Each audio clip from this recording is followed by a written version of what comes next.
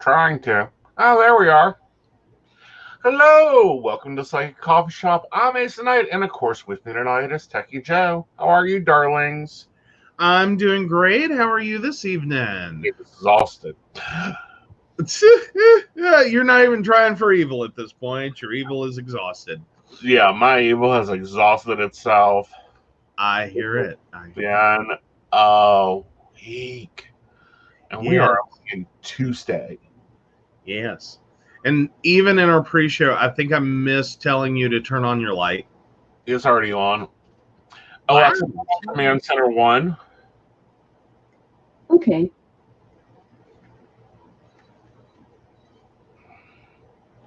Alrighty. Anyway, yay! There goes the light. All right.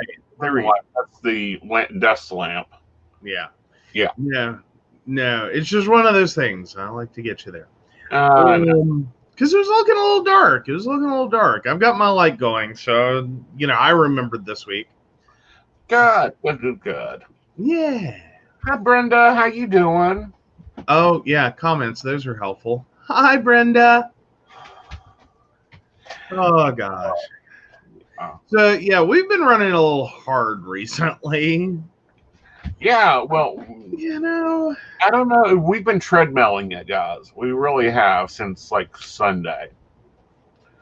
As everyone knows, Aeson works nights. Yeah. Night. The construction company that's redoing our roads begins work at 7 a.m. Well, they start work slightly before 7 a.m. because if I know anything about construction crews, the point in which you hear the sound is about 30 to 45 minutes at least after they got there. Yeah. Like there's a whole process. Like their day starts way earlier. Mm-hmm. So I've been doing the evening shift sleep. That's been an experience. Yeah. Well, hello, Lori. Welcome. Hello, Shannon. How are you? But anyhow, we were just talking about weird crap in the news. Mm-hmm. And I'm talking some crazy stuff are going on, people. We had a massive explosion in Lebanon, Beirut. Or whether it's small ones. No, this was kind of huge. Like, we're not even getting reports. Nobody's claiming it. We're looking at about 70 dead and about, I think I saw 3,000 injured. Yeah. Actually, the article I found is starting to lay blame on on confiscated ammonium nitrate, I do believe. Mm-hmm. Oklahoma City bombing. Think that. Timothy McVeigh, truck full of fertilizer. Okay, here's what they're claiming so far is that was confiscated and in a warehouse storage facility and the port of Beirut. It's questioned right now whether there was a fire, if it was deliberate, what's going on. But literally this has been stored in that location for 6 years. Right. Leading to a lot of questions about why are you storing something in large quantities in that location for that long without a plan to get it out of there. Because again, it literally just took a moving truck, if I remember that story correctly, from the 90s, or I believe it was the 90s, with the Oklahoma City bombing. It literally took a moving truck. Yeah. From a very large orange company. Well, yeah. Yeah. But, just took a moving van's worth or a moving truck worth to create total devastation in that area. Right. For I believe it's the Edward Armoro Federal Building. Yeah. Well, that story's old. That takes a little but that was the first thing that popped in my head when I saw the fertilizer and the type it was didn't we have a whole thing there? Well, And then three lines down, it was yep, that's exactly what happened in Oklahoma City, just on a larger scale. right. But, it's weird that it would be stored for 6 years. Granted, it may have been part of their evidence. Thank you. Yes, Alfred P. Murrah Federal Building. And I'm sure, my Southern's kicking in this evening. So, yeah. Yeah. But, yeah. Well, and that's the problem with ammonium nitrate is, and in the McVeigh case, it was ammonium nitrate and fuel oil. Thank you, Mark. You are amazing. But, yeah, there was a little more to it for Timothy McVeigh. And that was 1995. I was trying to remember, my high school years were kind of crazy, y'all. We had the Timothy McVeigh Oklahoma City bombing thing. We had all kinds of crap. Right. Columbine. It was a wild time. It was a really scary time. But yeah, no, but that was the first thing that clicked for me is people know this stuff's dangerous. How could you, that was not a small news item. Right. But see, here's the thing though, and the thing to consider is there do have a trial for someone that tried to kill the prime minister going on. They also, and that is at least 6 years old. Now, I'm betting that this was confiscated and being held for evidence. And very much so, possibly, that they had to hold every bit of it for evidence because those courts are very, very different than what we have here in the United States. They're still set up on the 1940s style of government that was installed there. Well, but still, though, I mean, that's a material you cannot just hold in an area like that. Right. This is dangerous enough in a farmland. Mm-hmm. And that was the whole point made in, I believe the McVeigh case was that, because that shocked everyone. I don't think most people caught, our farmers are, because it is fertilizer, it is very, important to our national food supply. Mm-hmm. The farmers were just kind of allowed to, pre-1995, allowed to order however much of it you need. Mm-hmm. That no one really thought about it, even though we kind of not that it was in national consciousness even. Right. Then that, this is very, very, explosively flammable. Mm-hmm. You got to be careful how you store it on a farm, or you can do a lot of damage. Right. If anybody remembers, probably about 6 years ago, there was a explosion at one of the factories in Charleston, West Virginia, because they actually make the stuff there. Yeah. Yep. Well, and that is a problem in West Virginia in general, is we do have a lot of chemical storage. We ran into that with water supply issues. Just because an old storage tank began to leak, and whoever the hell decided to approve storing those chemicals near a massive water source. Right. So yeah, it does. It's kind of horrific. Oh gosh. Oh yeah. Oh wow. Construction explosives could be bought with a valid ID in 7 or 8 states until then. Yeah.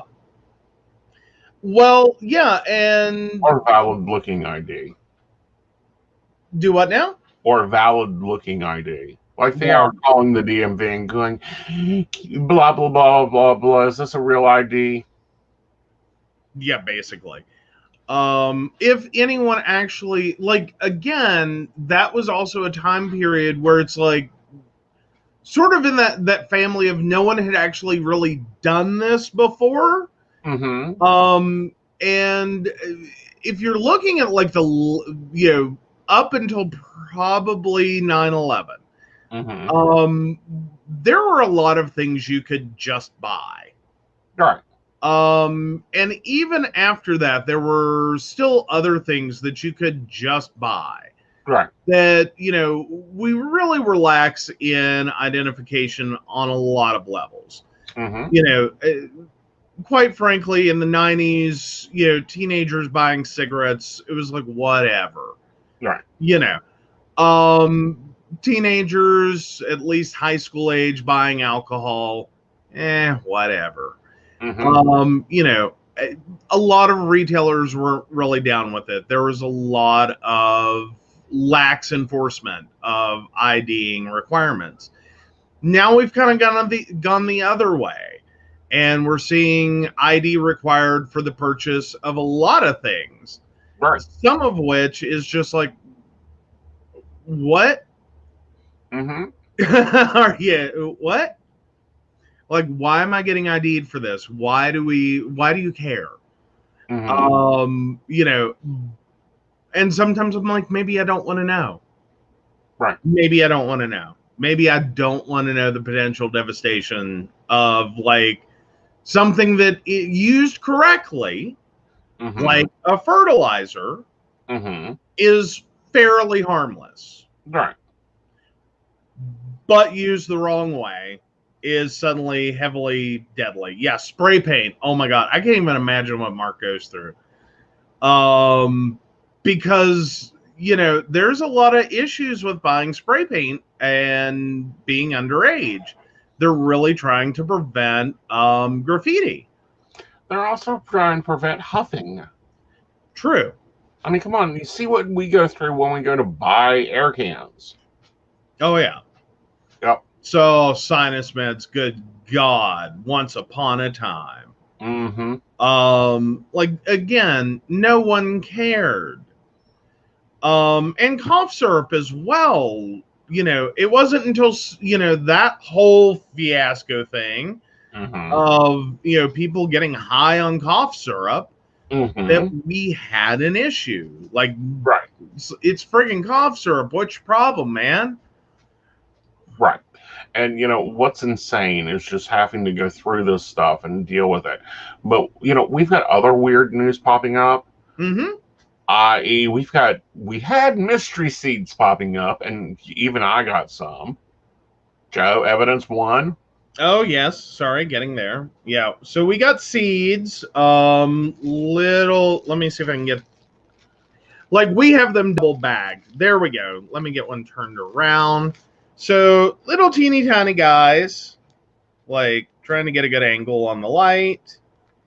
Oh, come on, catch the light, man. So yeah, there. It just looks like, there we go. You can kind of see at the bottom of this packet, Mm-hmm. that little tiny guys. Right. So yeah, no, totally got that in the mail. Ours were actually from the Solomon Islands, Mm-hmm. and it's a reship of a Wish shipment. That was never Is what it looks like. Yeah, that was never ordered. Because the first, like the lower label, like I played while I had the baggie out, Mm-hmm. before I stored the baggie with the seeds. Because we get tons of Wish shipments, and you know, because we're Wishies. So getting a little baggie like this, if you've ever ordered from Wish, we've had a shit ton of these coming in recently. The baggies, I mean, Right. because you did a massive order. I did. Like tarot cards and crystals and, you know, And stuff. And that's and because I've ordered stuff. I'm working on. Yeah, and And you I've ordered stuff. exactly. I've got stuff hanging out there I haven't seen. You know what I mean? Like, I've got stuff that was supposed to have been here, like, I don't know, 6 months or a year or more ago. Mm-hmm. And so I always have that hope, just Mhm. maybe this time. And the problem we ran into, which I don't want to screw with that bag enough to get to that point, is in the declaration line. It was kind of hard to read. Mm-hmm. So, again, had no idea what we were getting. Right. And, yeah, so, we're trying to get a hold of our agriculture to see what we're supposed to do with them because we don't want to throw them in the trash. Not putting that in a landfill. Yep. Oh, yeah, don't we all? Like, sometimes I think we just all drunkenly order Wish. Right. It's just like, oh, cool, $3, awesome. Like, and then all of a sudden there's a package in the mail, and you're like, what the hell did I order? But, and we had a question about what I think about this psychically. I think that a lot of stuff is going on right now. I think that we have a Russian and China hacking agency attempting to infiltrate and see where things are and see what they can get through customs. I think that we've got a very massive election thing going on that's enabling us. We need to be a little watchful of. I think that we've got the shipment stuff is really just seeing where something, seeing if customers will let this go through, let this go through. Yeah, and Shannon's saying she saw an article where they look like squash, but there was a concern they're an invasive species. Yeah, that's on the seed side of it. There's a lot of problems with planting random seeds. Mm-hmm. Is that one, you do not know what these are. So mystery seeds are, that's, not really a bad thing. Exactly. If you have mystery seeds, that in and of itself not bad. But then there's is the seed that you're planting an invasive species? Is that seeds from a plant affected by a plant disease that we don't have here and would like to not have? Then you also run into problems with seed collection. Can be an imperfect process. So you can have eggs of insects that may be an invasive species to our area. So you start trying to do this lovely process of growing those seeds.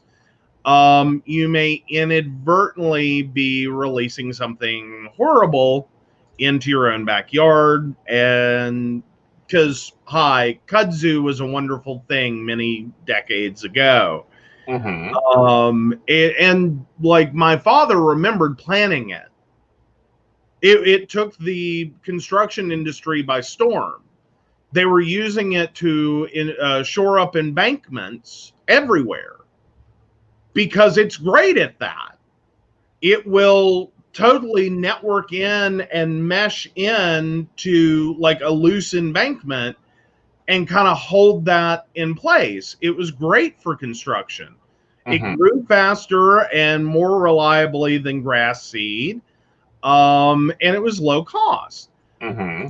Unfortunately, no one realized at the time that you don't want to play with that, because in many ways, it's the perfect plant. Mm-hmm. It's also very aggressive. Right. And will choke out literally anything else, and it's next to impossible to kill. Right. And I've just double confirmed because I went ahead and decided I would look up white sage and seeds and look what they look like. They look like grass seeds. That does not look like grass seeds. Yeah, that's not really. Yeah, no. Yeah. No. No. All right. So yeah, and so as for the psychic version, did we get that in? I know we were kind of bouncing. I was talking about that. I think they're trying to see what they can get through customs. How detailed customs will be. I do feel like this is a hacking thing. I also feel like that we're being like tested on 3 different fronts. I think we've got something coming through from China's hacking team. I think we've got Russia trying to hack in. And then I also think that we've got another group that is in the Middle East trying to hack and see what they can get through things.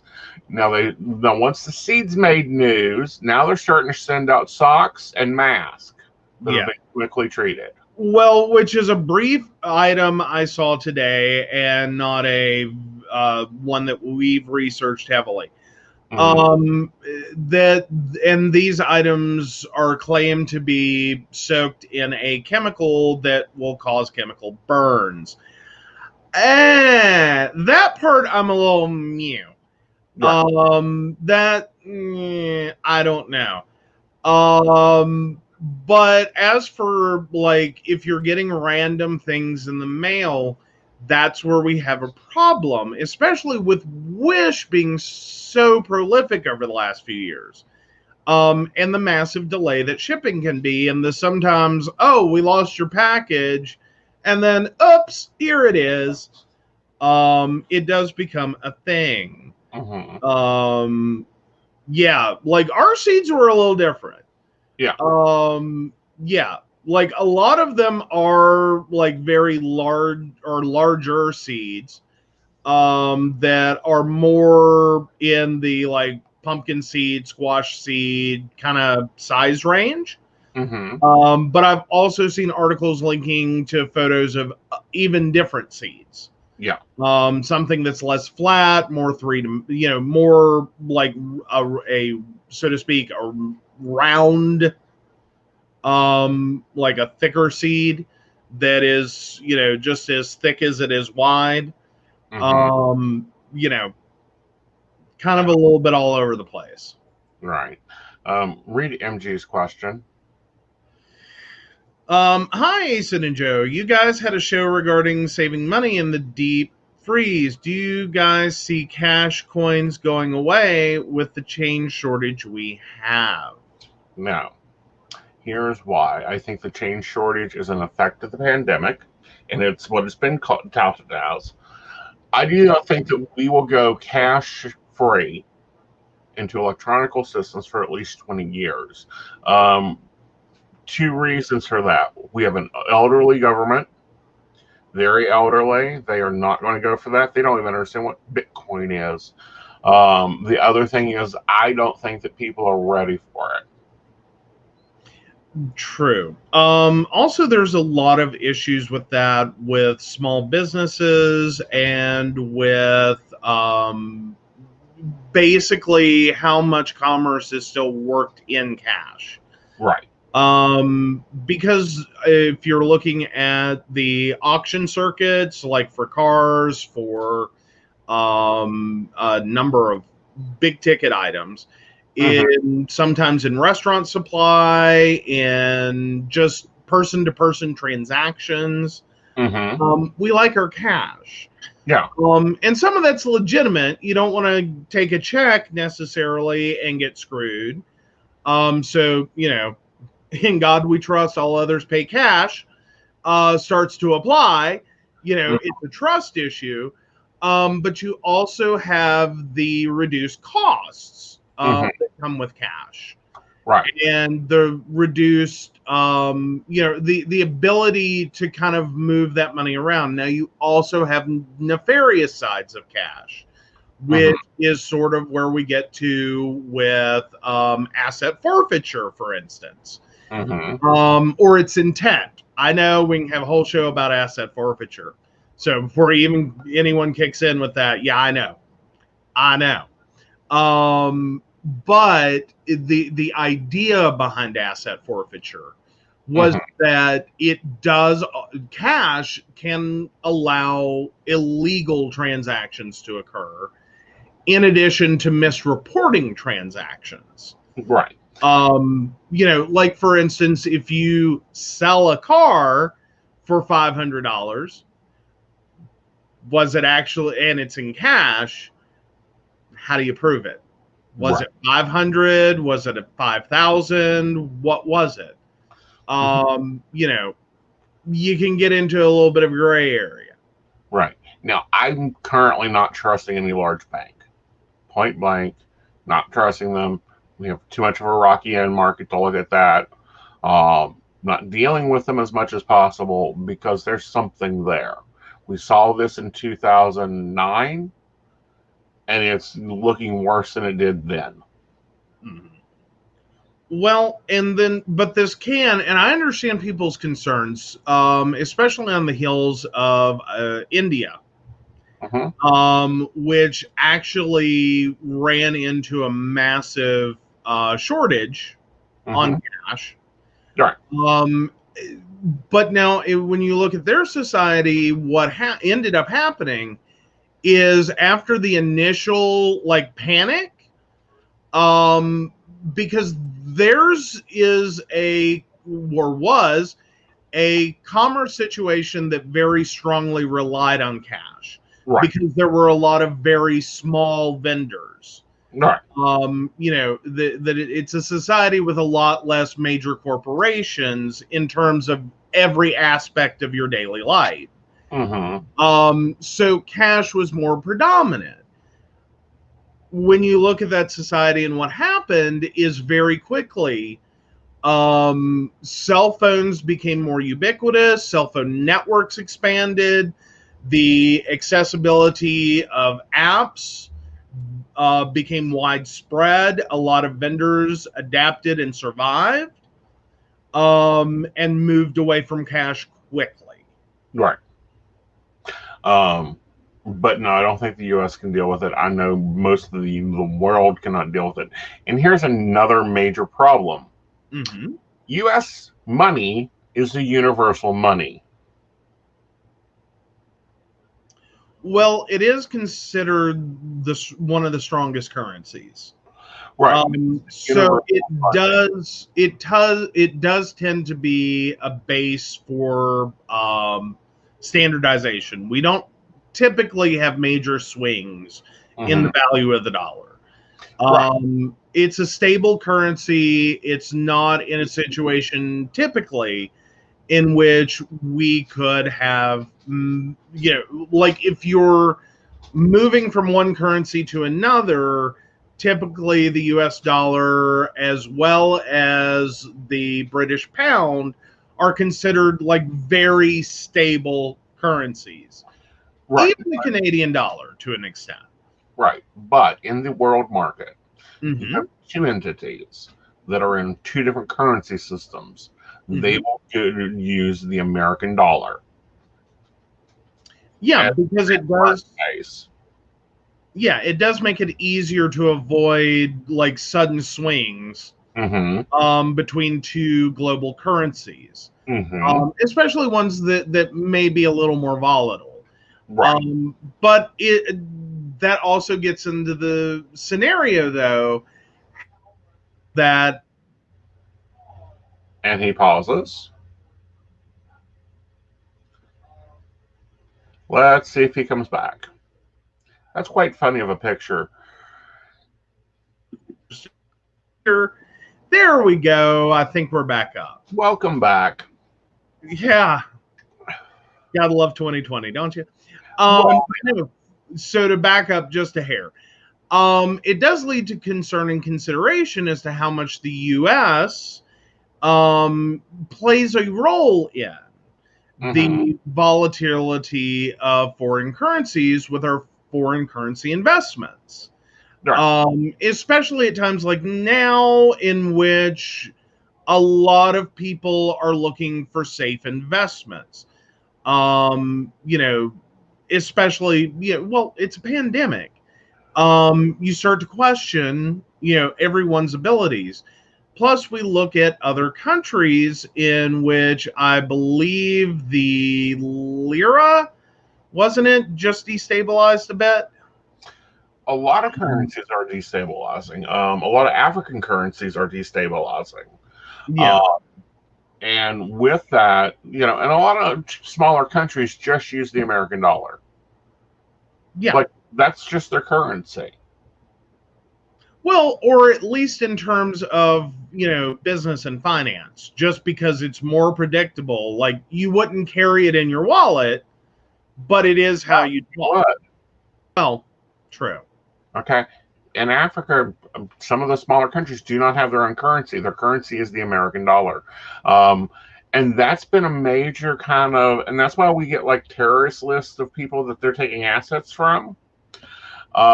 Reason being is those assets are held in American banks, are frozen in American banks. Now, everyone in America and larger developing countries thinks of the Swiss banks.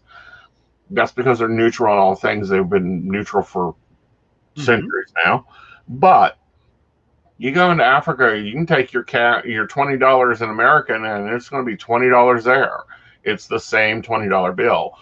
This is also why I think we have a shortage in currency. Well, but it also changes its buying power. Mm-hmm. You will run into that.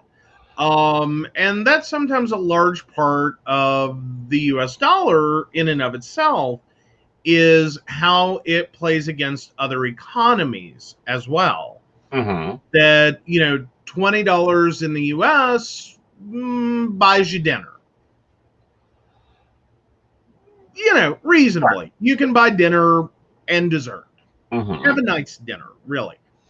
In other countries, that could practically be a phone bill. All right. I've Or, mentioned this before that we should look at moving to a few countries because I could have a maid for less than I make in a day. Mm-hmm. Well, and that's been happening a lot. Mm-hmm. Especially throughout Asia, your lovely Asian countries, that entire area, Thailand especially, have seen a lot of expatriation of people who look sometimes just at their financial resources, Mm-hmm.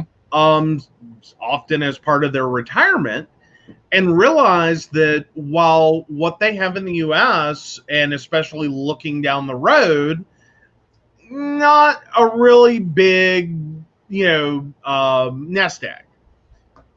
You move to a different country, and suddenly that amount of money is just unheard of.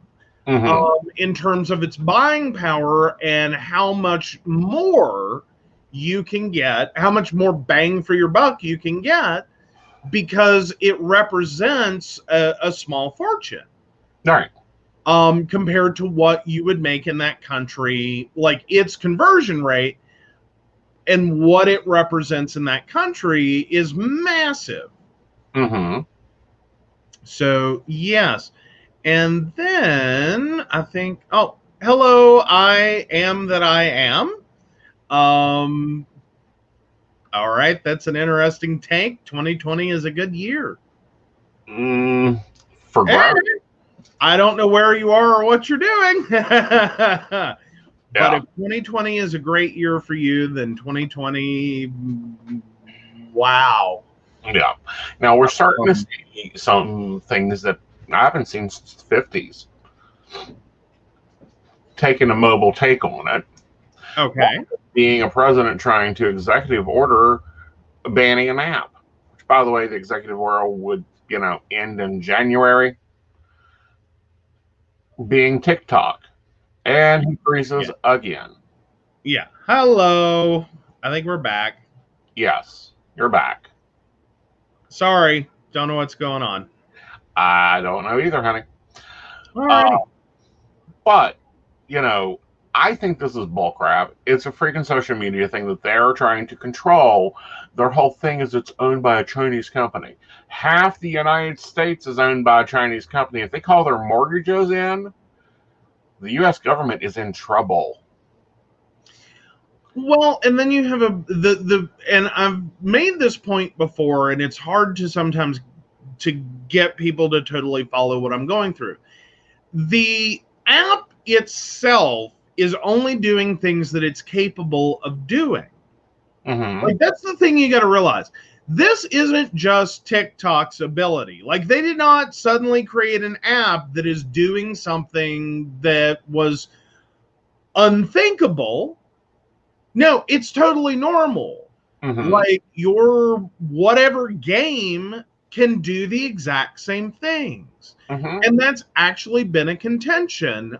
We've seen other apps that the military has banned.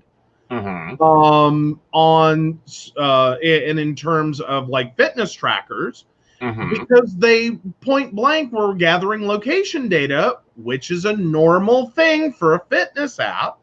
Mm-hmm. because it's seeing your movement and calculating, your calorie burning and fitness. But inadvertently, through that tracker, was also starting to identify military personnel, military bases that weren't publicly disclosed. Mm-hmm. Because the aggregation of that data started to draw attention to places like, why is there a lot of activity in this one spot? Uh-huh. And why does it look like they're running in a circuit around like a facility? Like, what the hey? But yes, we. And So Shannon it's not makes a just good the point here. yeah. Oh yeah, that's the ultimate issue going on here. That's the Yeah. ultimate problem. And we all know that. Yeah. We Um, all know that, Trump's butthurt to begin with. well, and then China in general. Yeah. Like, he's got to sell the whole Wuhan virus concept to his base on the heels of an election, and anti-China rhetoric on the heels of an election. He And has I'll to do. guarantee he got turned down for another Chinese loan or not authorized to have a hotel there. But ultimately, the problem isn't TikTok or Chinese companies creating apps. The problem is the environment in which these apps exist, which is one that allows this information. That as you're installing an app and you're getting asked, allow this, allow that, allow. One, a lot of people aren't reading and asking, is this legitimate? How is this data used? Why do you need this data? And is this a data release I'm comfortable with or should be comfortable with? And really thinking about, like, what does your location represent? And what can it represent? Because ultimately, a lot of these apps aren't just on and off, or pretty much are, on and off. There's no, like, if it's on, it's on. If it's off, it's off.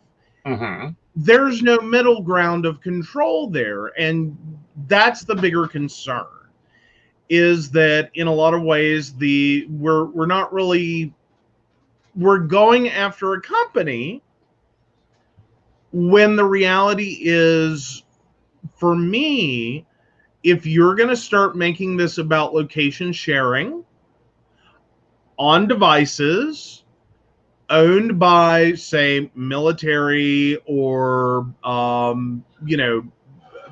persons with high power within government or military, if you're going to start making this about that, here's my first question is why, oh, why is a personal device that can have, regular marketplace apps installed floating around your very sensitive data and information? Because there's even more issues with that. Because as that device is moving through and potentially beaming, your location data and surrounding network data, people and their devices, rough information that are around you, i.e., how Google figures out when the busiest time of day at a restaurant is, and can sit there and graph it for you, and other locations you go to. If all of that's occurring on a personal device, why are you letting the personal device be there and turned on and accessible to the internet? Why, oh, why are you doing this? Because when we look at corporate America, we have had a struggle for years with that. And that was before the ubiquity of a smartphone, that employers were very, very concerned with the idea of something as simple as an early phone with a camera. In that, okay, now you're opening an opportunity to compromise data. As in, click, you just took a picture of a screen's worth of data that maybe you shouldn't have access to, or if you should have access to, shouldn't be able to walk out of the building with, or send to someone else. Right. I feel it is I'm calling it just like Shannon says, is he's butthurt over, having freedom of speech. If you've not noticed, he's been going after social media heavily. And the reason being is he's starting to get some blowback. He's starting to get worried. And I think we'll see other dictator moves because, his buddy Putin is telling him, oh, this is what we do here. And I also see that a lot more in other countries. India has already banned it. The reason India banned it is because there was a lot of anti-government stuff going on TikTok. Why? Because the people there have freedom of speech on TikTok. That is not typically protected within their government. Right. That's the key point. In a First Amendment, so to speak, a First Amendment country, i.e. the U.S. and other countries that have First Amendment style protections for free speech, that's where you really have to start paying attention to where is Trump trying to steer this, and is that a road you want to be going down? Because ultimately what happens when you start trying to block free speech is effectively setting up for a propaganda machine that you only have an official state news organization. Right. And exactly. Twitter was banned in a lot of places. Here's the problem, though. It kept being used. You change your location, you can get what you need. And more importantly, the value of a VPN for getting a message out that is prohibited by a government. Right. It is also, however, why there's a lot of discomfort still surrounding people using VPNs that are not work-based, i.e. you're not directly connecting to your employer. Through that connection, because ultimately everything that goes through a VPN is highly encrypted. It's a tunnel, right? Effectively, functionally, and literally between you and an end destination, such as an employer or a service, such as the many VPN services that are out there. And I find it surprising even Norton is really heavily pushing VPNs now. Yeah. For data protection. I don't know how much of that is still legitimate. Data protection is certainly a legitimate use of a VPN, don't get me wrong. But how much of it is slowly becoming fears and concerns, especially in a Trump appointee-led FCC. Well, and what I'm even more concerned with in general is, it's now federally required that your internet provider maintain records of your internet surfing, of where you go, what you see, everything. For copyright and child porn. I mean, they give 100 different reasons, but it's tracking. However, and that's been multiple years. That started in the LimeWire age. Yeah. That we started seeing a lot of crackdowns with internet service providers just through DCMA takedown notices. Like that was the shot across the bow of, wait a second. What do you mean, what I'm doing with my connection? Right. And that shocked and surprised, I think, a lot of people, because there was an early LimeWire period in which we were all downloading whatever the hell we wanted. I'll admit to it. Good luck finding evidence of it, other than my own confession here. But again, the ubiquity of that, Right. and the requirements in order to sue me, blah blah blah blah blah. But there was a point in which it was a very serious threat to copyright. Right. However, it changed the way our ISPs began interacting with us. Yeah. And But they, that's my question. Mhm. Is it that, or is that the smoke screen? That's where it started. It's just a funny thing happened on the way to protecting copyright. Mm-hmm. Is we started to realize is that it's the slippery slope of that. Mm-hmm. Is that when you start monitoring, Mm-hmm. you have it's carte blanche Right. without a VPN connection. It's carte blanche. You're going to see everything. Mm-hmm. It's you don't get to necessarily, only look for these things. By definition, you have to see everything in order to find what you're looking for.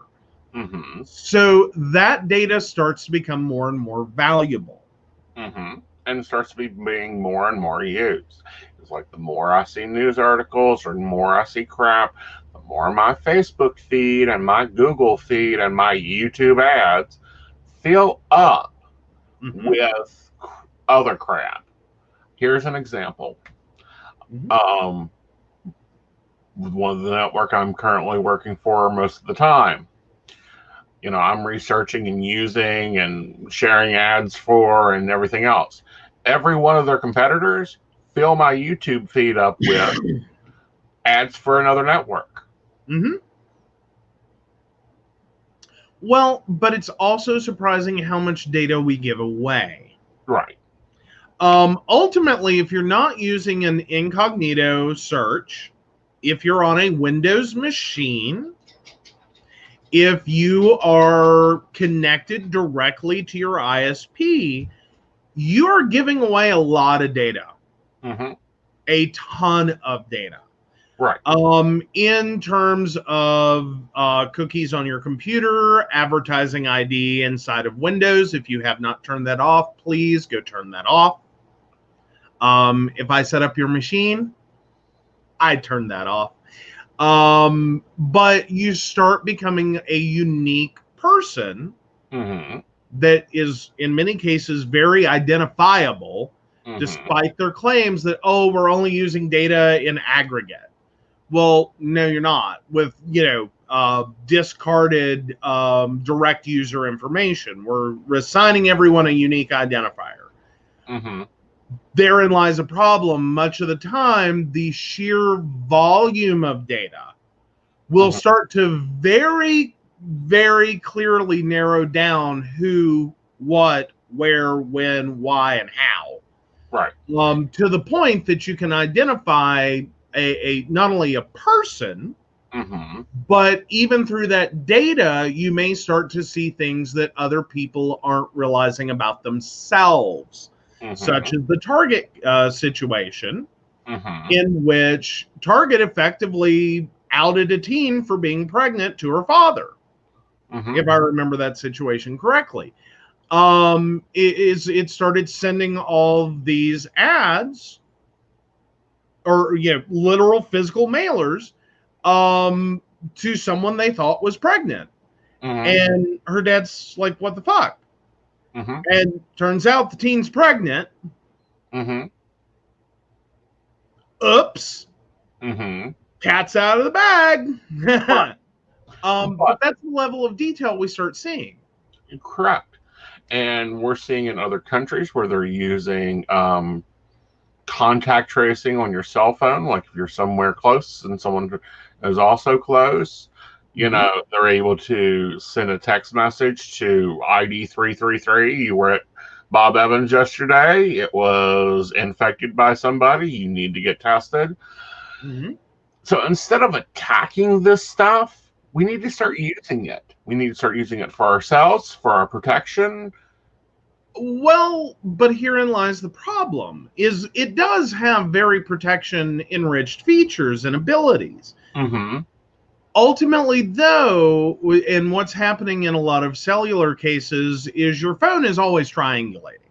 Mm-hmm. It's not just seeing one tower connecting to that tower and forsaking all others. It's constantly trying to find the nearest towers. It's not looking at one or two or three or five or 10. It's seeing every tower in an area that its signal range can hit.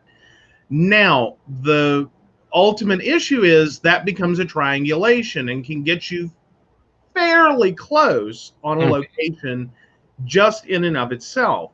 Most people do not turn off actual GPS on their phones. Mm-hmm. That gives you more granularity.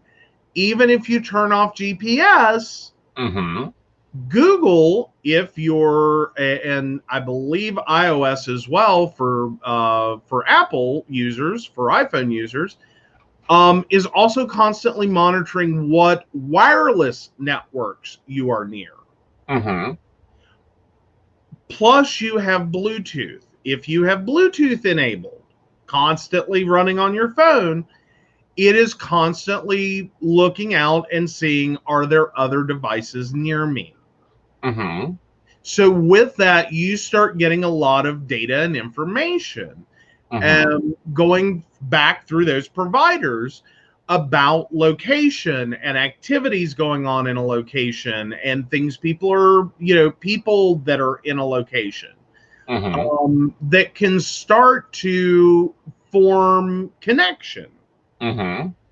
if you're looking at the data. Mm-hmm. Um, and hence how you figure out like a military base and who a bunch of military people are, Mm-hmm. and start being able to contact them just based off of a little bit of app data and searches. Right. But at the same time, I'm sorry, I think the Corona connection app would take care of a lot of Mm-hmm. this. We don't have that infrastructure. Not to that point. We have technology that can do it. And it's been Mm-hmm. tested in France, it's been tested in Great Britain, it's been tested in Asia. It's working. Mm-hmm. Look at their numbers. They're down. Um, and if and that kind of leads us into something, another app that's going bye bye that I think will be a little shocking for a lot of Android users. Mm-hmm. Say goodbye to your Google Music and say hello to your YouTube Music. Mm-hmm. That's where we're at. So yeah, when we were discussing this one earlier, because I was driving, he was telling me about it. My first thought, I got a little excited.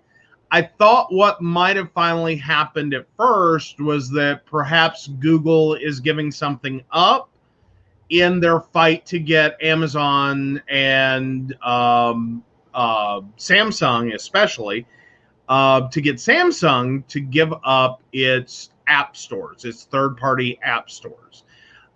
Is that maybe Google's looking to do a trade? No, they're just realizing finally, after this many years, that Google Music and YouTube Music are effectively competing products. Mm-hmm. That effectively at this point, you're selling the same thing twice. Mm-hmm. Except Google Music has been fairly beloved. YouTube Music, not so much. Right. No one's loving the YouTube Music. Frankly, I'm not even liking all the YouTube ads to go and sign up to get all these wonderful features of YouTube just for whatever a month. I haven't even looked to see how much it costs because I don't give a shit anymore. You've pissed me off, Google. $10.59 a month. Huh? $10.59 a month. Wow. Not that we couldn't afford it, not that we might not at some day end up doing it. I'm just still ticked. Well, I'll probably do it, and here's why. I am tired of the freaking commercials when I'm trying to watch a documentary. Granted, I get monetization. Give us we're not monetized, but please give those creators 3 cents or whatever it is that you get for an ad. However, and that would be the reason for it, because they are pushing for it so that otherwise you're getting an ad every 5 to 10 minutes. It's worse than television. Yeah. But when looking at this, we quit, we go, this is why this was happening. Mm-hmm. Or at least I do. Is, Oh. For what, 2 years we had Pandora? For how long? 2 years we had Pandora? Oh, at least. Yeah. Yeah. So for 2 years, for a year and a half, no problems. I can listen to whatever I want, whenever I want, plug it into the car, plug it, she likes it. Good. Everyone's happy. Right. Yay. Yeah. And then, apps like Gelato or songs couldn't be played. And we're like, what this? Did we say, I've got a new card, maybe it didn't transfer. And I have to back up and say, no, it was only about a year and a half we were Google Music people. Because there was a while there before that, I at least was an Amazon Music subscriber. Back when Amazon Music worked with Google Auto, or with Android Auto, more importantly. Right, but we went to Pandora as the unifying one, and that was 2 years. Yeah. Was it really 2 years ago? Yeah. Wow. Yeah. Okay. So, we get sick and tired of this. I go, enough, go find me something else. Mm-hmm. Switch to Spotify. We have had no issues. Our navigation isn't crashing. Our usage isn't insane. Mm-hmm. She likes it. He likes it. So, and the phones like it. Well, and I've quit driving in silence now. Because I was to that point, it was aggravating the hell out of me. Mm-hmm. Trying to listen to what I want. It's like, and we talked about this in a previous show. It was driving me absolutely annoying. So it becomes a point in which after the 15th time I've asked you to do a thing, I just quit. Right. That's it. I'm not even going to bother anymore. Like we will observe an hour of silence from here to my destination. Because not even trying. Right. Which, by the way, hello, Spotify listeners. We are very happy with you. We are glad to have been added to your catalog. Yeah. Yeah. So now that we're Spotify people, we have, and I was really happy. We did the sign up through my account. And my account basically, I had ended a few years before. I still can't remember why, but I was really happy it pulled all my stuff back in. I was like, yay! I remember creating that. Like, I created this playlist. Like, this is me. I did that. Cool. So, yeah, I was happy to see that come back because I do remember leaving Spotify and that being, like, my biggest, like, oh, crap. Was like, I just got playlists I like. But then again, I haven't gone through all of them. It may now be like, ew, what was I thinking? It'll be like, ew, who was in your life? And what was the, being stuck into your media face? Sorry, honey. You fall for marketing all the time. Hey, not all the time. I do like marketing, though. I will guarantee you when we are able to return to a restaurant and we go into the restaurant and we're standing there to order, you will order whatever the big picture is. No, I won't. I will consider it, however. I will heavily consider it. But no, there's a lot of things that I just am fixated on. And sometimes it's the only reason I like a restaurant. But then again, sometimes I get tired. Do what now? Like the Burger King burger. Which one? What are you talking about? It's the equate to the Big Mac. I couldn't pay you to eat a Big Mac, but you've ordered the Crown twice. No, I haven't. Yeah, you have. Oh, No. you, But okay. or those Um, nachos, which were great, but the sheets put them in front of you like 14 times in an order. you know. But yeah. Yeah. So yes, but Brenda points out a friend in Canada just got COVID info on his phone. Mm-hmm. And let's talk about something for a second. And I don't know whether to keep my mouth shut on it or like bring this up. And I keep wondering why no one else is bringing it up if they're in the same place I am. Didn't we see like Trump go through a whole like he wanted a presidential alert system? This was turned into a massive thing. We Mm-hmm. now can all, in addition to Amber Alerts and severe weather alerts, we can also get presidential alerts. And I'm just going, why didn't we use this for COVID? Mm-hmm. Like, why aren't we doing that? Mm-hmm. Like, what did I miss? Right. Like, yeah. Oh, yeah. That's, and I'm going, if any other time or, to use that system, Uh-huh. this is a pretty big national emergency. Mm-hmm. Seeing daily rates information going out as a national broadcast, based on your location as to what like your state, your counties numbers are for that day. Why aren't we doing that? Oh wait, does this fall into the president whose presidential alert system he created? Is that because this is a hoax? Not supporting it. I'm saying that's been the argument over and over and over that's being made is, it's a hoax, no big deal, it's not a big thing. It would sending that data out basically legitimize, much like him now wearing a mask in public, legitimize what everyone else with a brain has realized since at least February, Right. that this is a actual disaster. Right. And there's an HBO interview that I'm gonna have to sit through. Mm-hmm. We're gonna save you guys the 37 minutes of insanity to listen to. But we'll talk about that on Friday's show because I didn't get to it tonight. Okay. Yeah, but we will talk about it because it's one of those ones that's like, a reporter actually done their job. Yeah. Uh, I think that was the one I was seeing outtakes on. yeah. Yeah, that was a little scary. Mm-hmm. But yeah. All Yeah. right.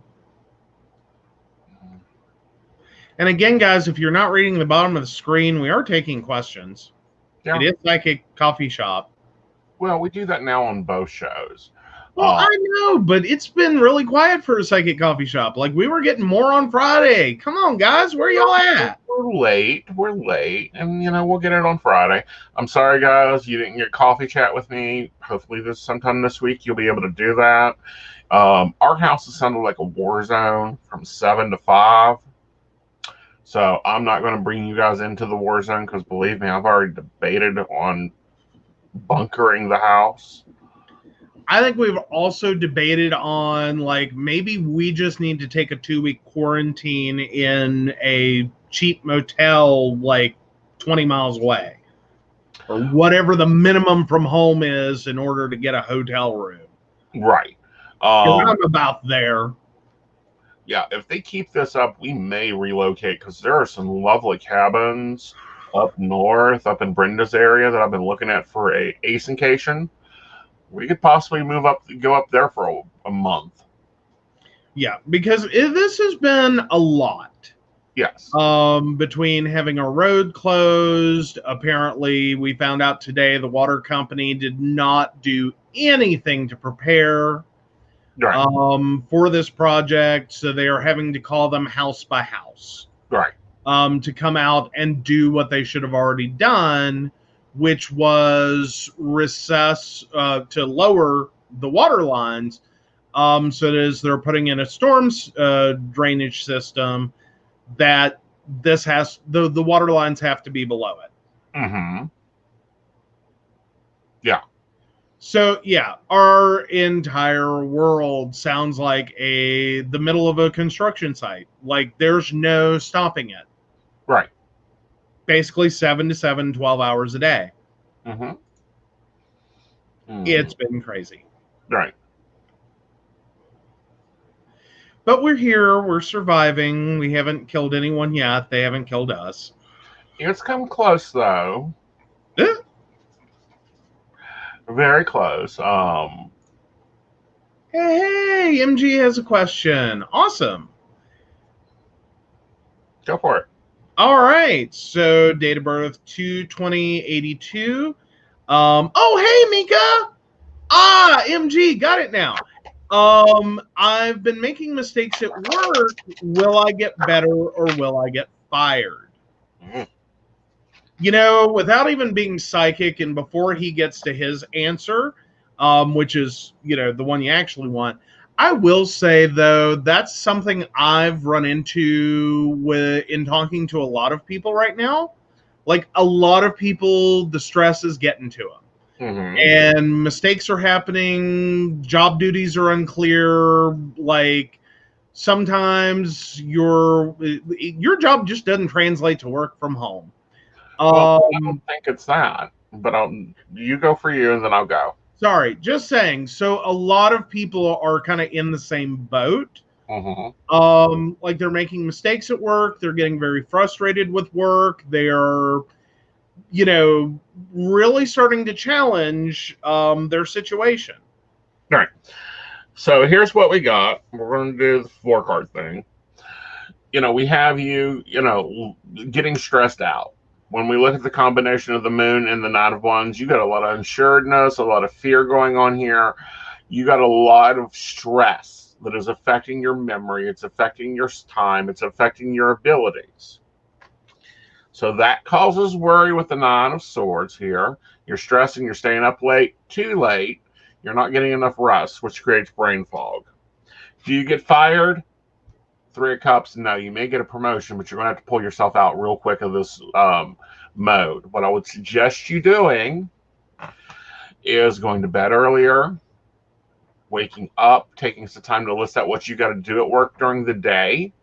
Like, do you got to take care of this project or answer this or whatever? That way, when you get that 2:30, you're kind of getting fuzzy. You'll stop making mistakes. Checklists are a wonderful thing, and we've mentioned on one of the shows before, one of the hardest things in the world was getting surgeons to use a checklist. Mm-hmm. Turned out, created a lot less problems and surgical complications. Right, and doctors stop losing watches. Yeah. You know. Well, there's that. Or forgetting aspects of surgery, like thinking that they've done something because they do it all the time.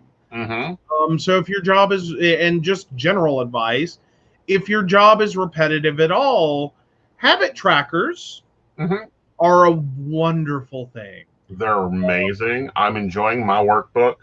By the way, Brenda, MG, you guys that are in here all the time, would you like to see a playthrough of my planner? You're very welcome, MG. You're welcome, MG. We've all gone through that. Heck, I've made some mistakes here recently too, in like marketing and stuff. Not to mention my afternoon. Let me just pop that in real quick. My afternoon involved, I had one of those moments where I had the same client, 2 people at that client, calling me or texting me, trying to change stuff around, and I just agreed to everything. And then I'm sitting there afterwards and realizing, as I'm out of the situation that was distracting me, what did I just do? I can't do anything I just told them I could do. Right. Like, what is wrong with me? You're not doing your planner? Well, you know, that's some of, well, I don't know that's entirely it. It's like once I got out of the distraction, like it suddenly hit me what I just said, and it's like I can't do that. I have this, this, and this that all conflict. So yeah, a lot of right now is a lot of curveballs are being thrown, and we've been running into that a lot. Is that a lot of things are being scheduled on, so to speak, sifting sands or shifting sands. Sorry, mix my metaphors. Shifting sands. So a lot of people are changing things right now. A lot of things are getting rescheduled. A lot of requirements are being changed. A lot of availabilities are moving around. It's a lot more moving parts than our routine is used to, and managing all of that is a pain. Yeah. And to some degree, yes, I'm not spending enough time with my planner, though, again, I've kind of been front and center on 2020 was the year to take that lovely planner you bought and throw it in a wood chipper, because that's going to be closer to what your real schedule is going to be than anything you see on a pretty page right now. Well, I totally debate that issue because we just re-Franken-planed my planner. Because I'm a Franken planner. I use right now. I'm using the Happy system, which I like that, but it's multiple pieces of planners and things that I've created for my planner. So, and I'm getting a yes from Brenda. So probably sometime not this month because I've already dumped too much stuff into it. But I'll put that on the video idea list because we've got to set up the second camera to do that and to lay things out. And you do a plan with me basically, and I'll do a flip through of what my monthly looks like. One of the things that I highly suggest is a habit tracker, a house tracker. We're getting ready to inventory the freezer because even though I'm organized and my brain can tell you, I bought steak this week, I bought this week, I bought this that week. We went to load the groceries in and click list because apparently my brain stores the meat as I buy it. Click list, it doesn't store it in. And I found I had pork chops, and I'm like, those were on my buy list. Yes. So definitely I will do in September, around September 1st, look for a plan with me, and we'll sit down and go through Aeson's planner and some of the things that we've created for it. And help you, and maybe you guys can find things to use, especially if you're just now experiencing what I call independent work, where you don't have a real boss, breathing over your shoulder, and you're able to more create your day. Absolutely. Because it has been a challenge for a lot of people. And that's one thing I'm really hearing a lot of feedback.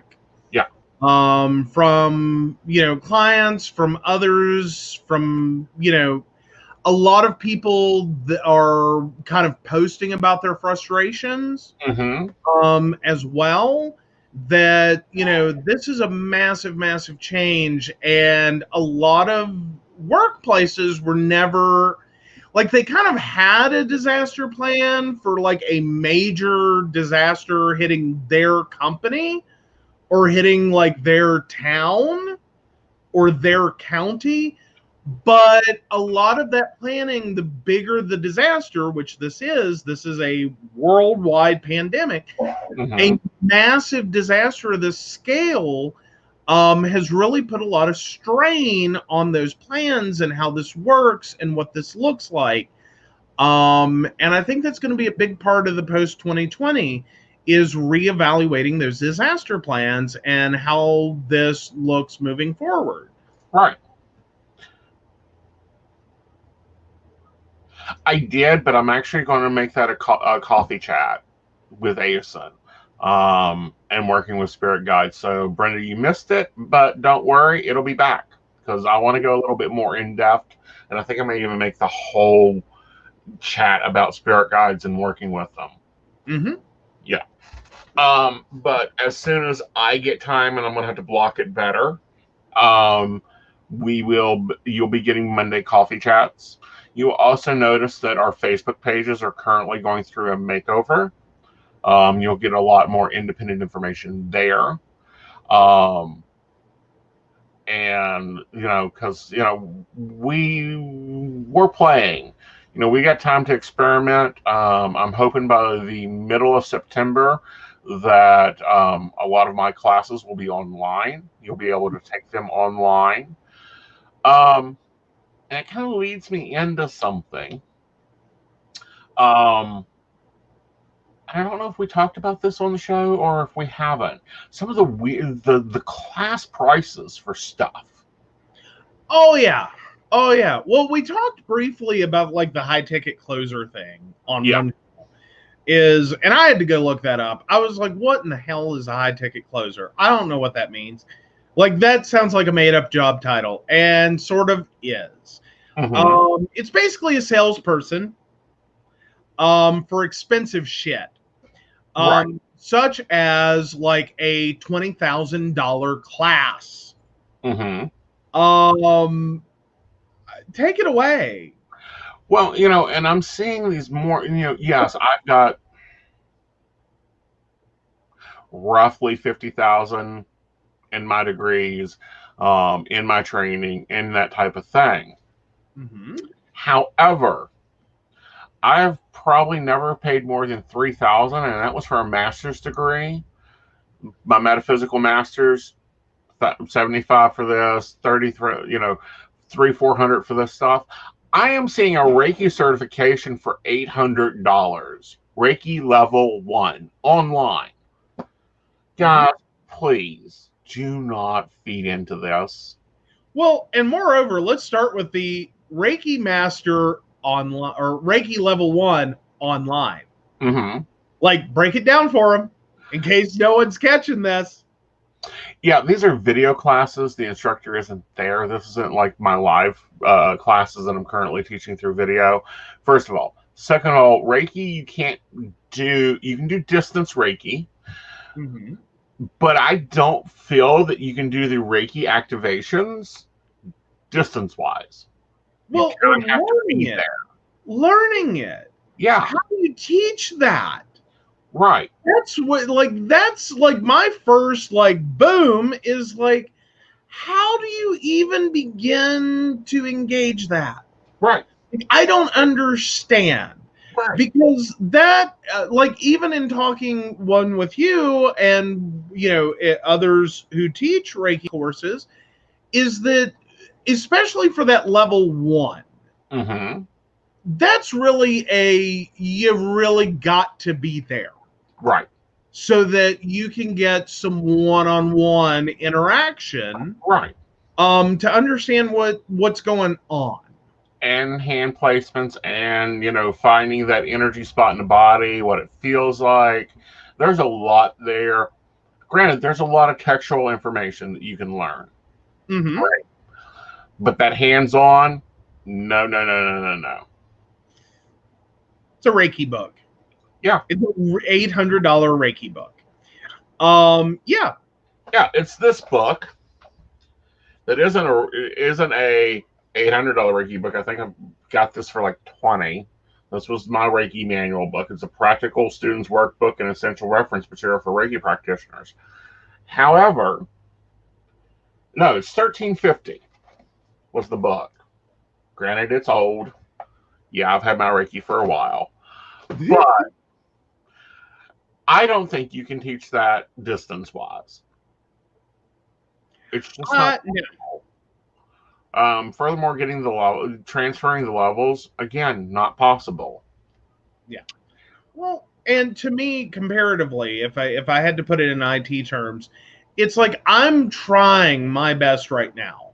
Mm-hmm. Because of this situation in the world, pandemic, yada yada, to help a client set up a printer that is being stubborn on finishing its setup.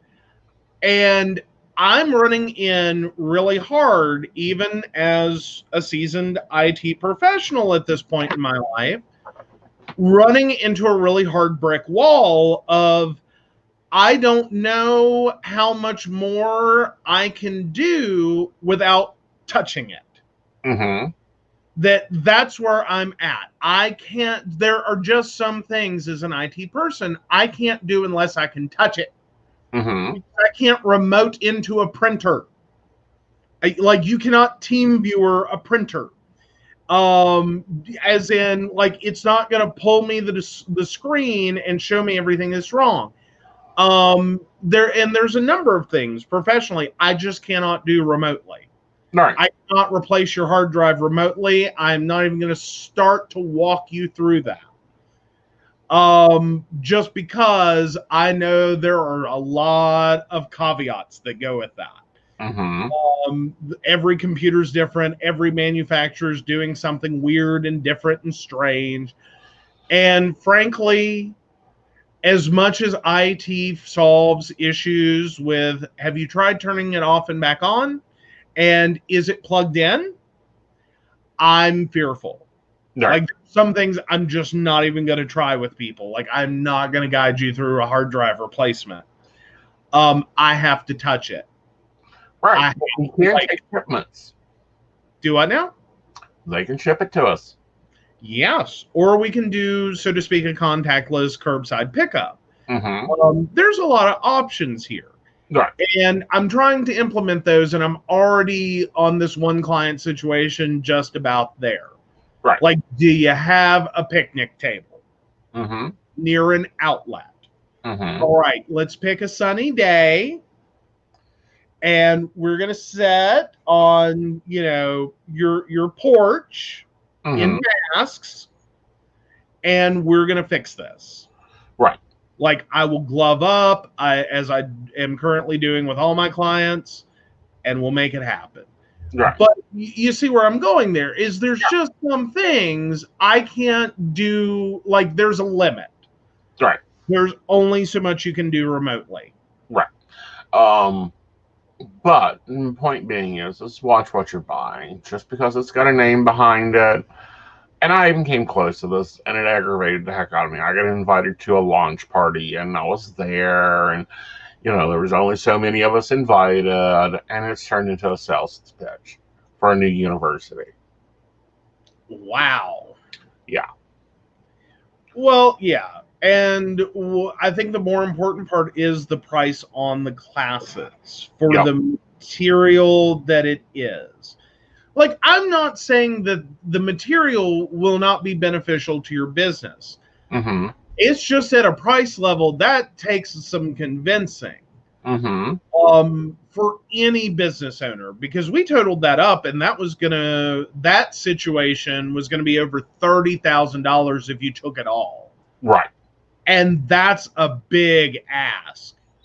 Like, that's not like, hi, show up. Okay, these 10 courses will total up to like 3,000. Mm-hmm. And potentially they have value. Right. That will immediately put 3,000 back in your business. Mm-hmm. And okay, we can argue this and debate it and have a conversation. That's a hard ask. That's a really big one. Like, that's more than most people make in a year. Mm-hmm. Like, I got to see some results, man. Well, not only that, but I've got to start asking myself this. Mm-hmm. Do I have room on the wall for another freaking piece of paper? Mm-hmm. Well, and sometimes what the value is. Yeah. Like, I'm not questioning many of the things you've done as being invalid. Right. I'm not. But there are some things that after a while, am I doing education? Like, why am I doing this? Mm-hmm. Like, how is this benefiting me? What is one more class going to do for me? Mm-hmm. Or this one more class going to really do for me? Because I have seen that happen a lot within the business world. Right. Is sometimes there is a, especially in that like C-level executive category,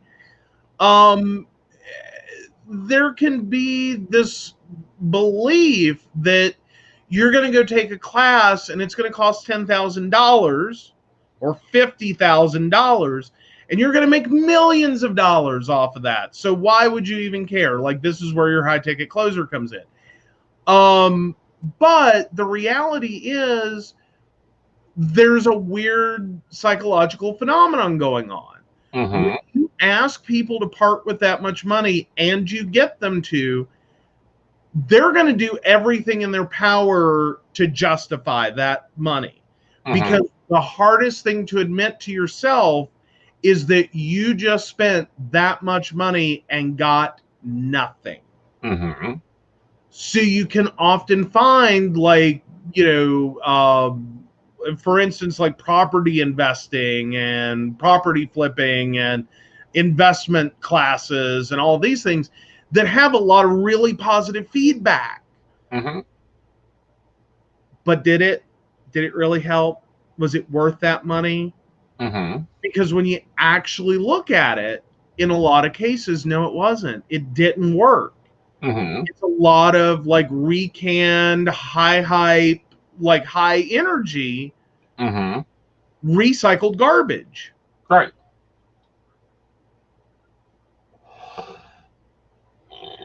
Oh, yeah. Brenda, I'm there. I understand that one. Though I will say I did actually ask that question once and fix something and made someone tell me, I hate you, shut up. And that was a lovely, lovely woman whose grandkids visited. And after they left, she couldn't figure out what they did to her computer, but she no longer had sound. And so, of course, IT 101, are we sure all the cables are plugged in? And she started to say yes. That yes, of course they are. And then it hit her.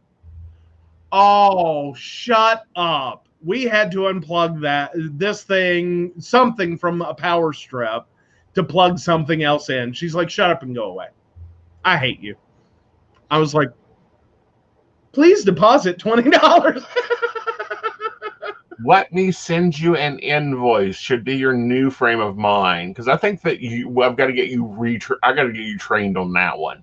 I have problems with that. I really do. I have problems charging for some things. Like, I feel bad. You keep I'm going to call Ziff Talk and I'm going to get you a lovely new number, and they will charge for me. I won't have to deal with that. There we go.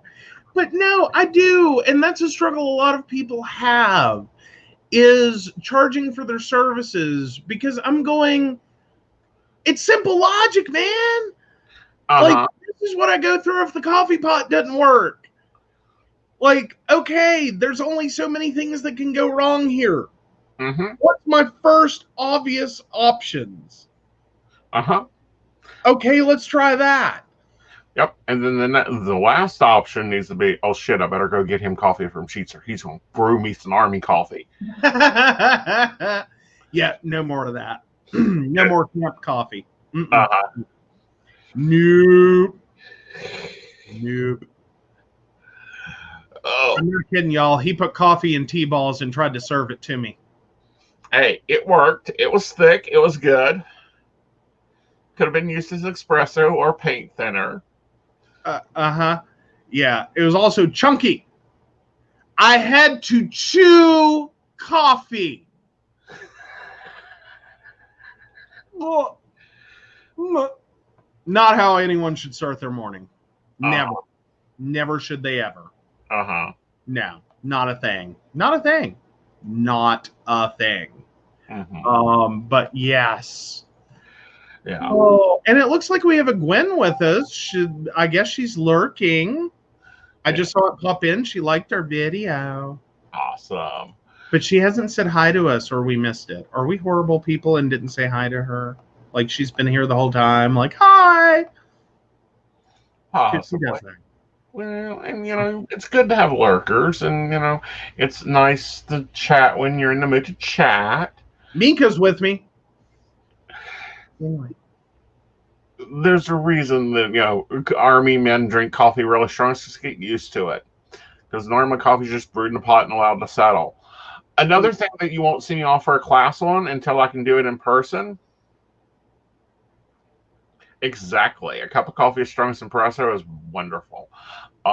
Is tea leaf reading. That's going to have to be an in-person class because we've experimented on that. That's not going to work that well. Yeah, we had a whole conversation about, but how could you do it? Uh-huh. And I still say, though, if we could get everyone to take decent photos, Uh-huh. I think it's possible. We'll see. We're still working out the kinks and, how to operate in this new world. Yeah. But the first class up is tarot. I'm currently working on editing and getting that ready, and there's a few other projects that are on the board. So, but no, my tarot courses will be the first ones up for remote. And yes, you do have homework. Yes, there is homework. Yeah.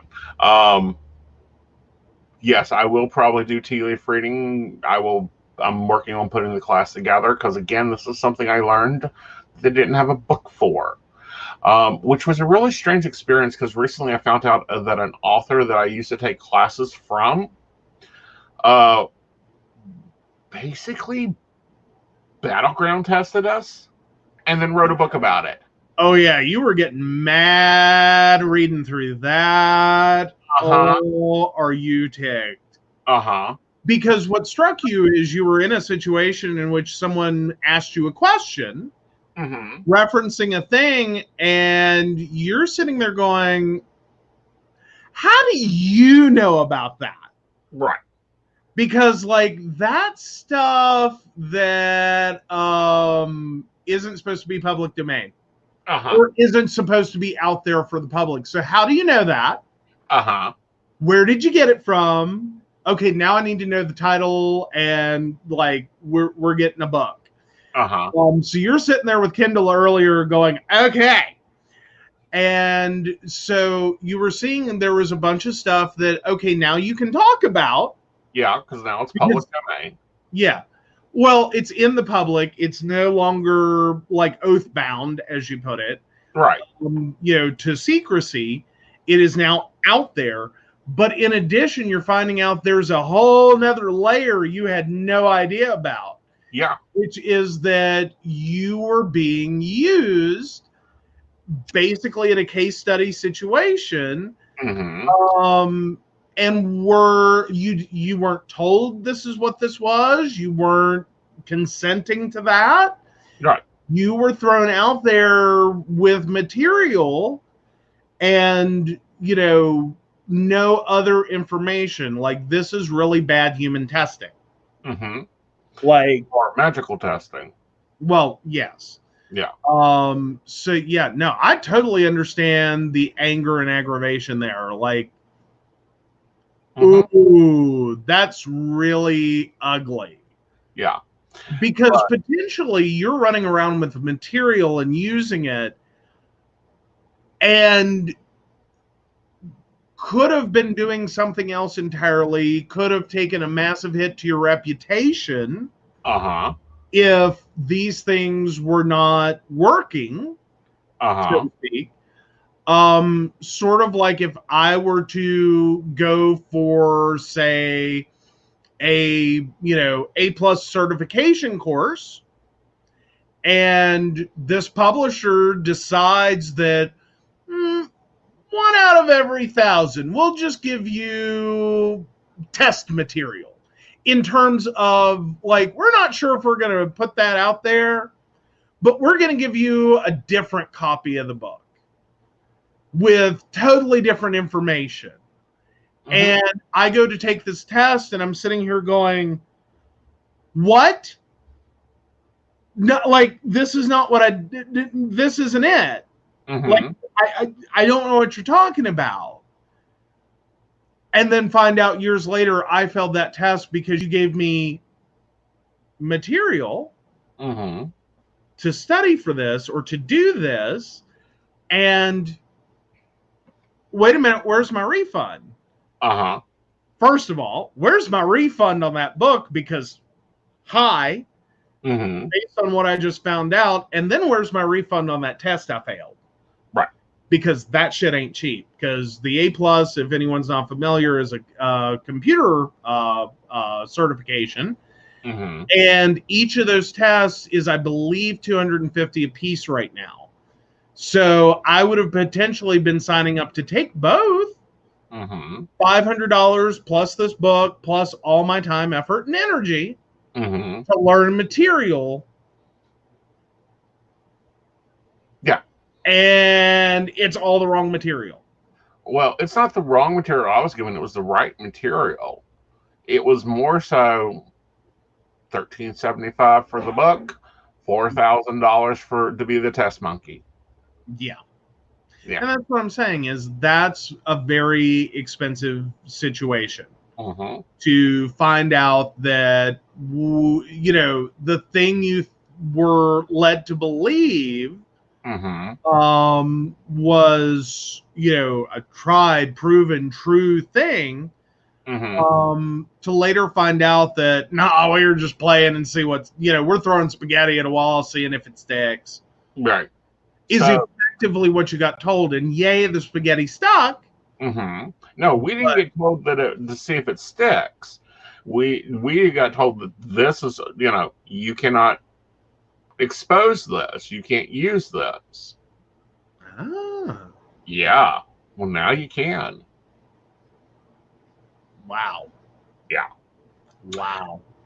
Well, guys, we will be back on Friday. Hopefully, there'll be a chat with Aeson sometime this week. And if it is, I'll post in the morning that I'm going to be on. It'll depend if my office sounds like a war zone or not. May not see me on the phone, but you'll see me taking chat through Keen because of that effect. And let's see. I'm not doing any classes, not traveling, not going anywhere. I'm staying in my little house where I belong because we're still on what, day 2? Oh, I don't know. Have we seen the updated numbers? Did we hit 3 again? Like that, like this is like the worst workplace number situation. Like, Mm-hmm. days since accident, yeah, we don't even need a second digit. Like, West Virginia right now cannot stay below 3% for more than a couple of days. Right. Like, we max out at like 1 week and then 3% again. And so restarts the Aeson public timer. Right. But yeah. No, we haven't checked today. I just keep getting frustrated every time I look, and I'm like, oh, not again. Like, really, guys? My God. But yeah, so you're looking that up real quick. Yep. No, it takes a second for the dashboard to load, doesn't it? It does. Yeah. Yeah, I'm telling you, we ought to put a bid in for replacing some of these websites. Well, not that it matters at this point. I don't Like, know. a lot of the, and that's what we're running into is we're seeing a lot of systems fail. Like the unemployment systems are failing. Mm-hmm. Just because, yeah, we knew they were ancient, old, and antiquated and weren't ready to handle the situation that we're currently in. That's why we tried to get money to replace it 10 years ago, 20 years ago, and you kept saying no, that it was wasteful spending. Well, here we are. Yep. We are still on day 3. Woo! We were real close. We were up to day 12. And I was like, yay, I'll start scheduling live appointments. And it was like, next day, no, we ain't doing that. Oh, did we actually hit double digits? Yeah. I didn't even think we had hit a double digit period. Yeah. Yeah. Wow. We were 2 days away from it 4 days ago. Oh. Oh, so sad. So close, guys. Yeah.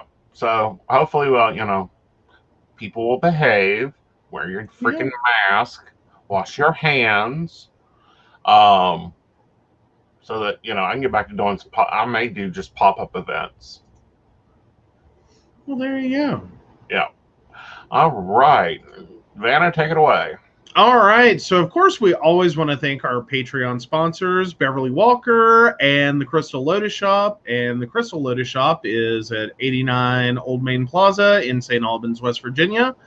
So we always appreciate their support for the show. And if you would like to become a supporter of the Psychic Coffee Shop, the Mountain Bears, Please visit pcspnetwork.com and you can learn more about us, the shows, and how to become a Patreon sponsor.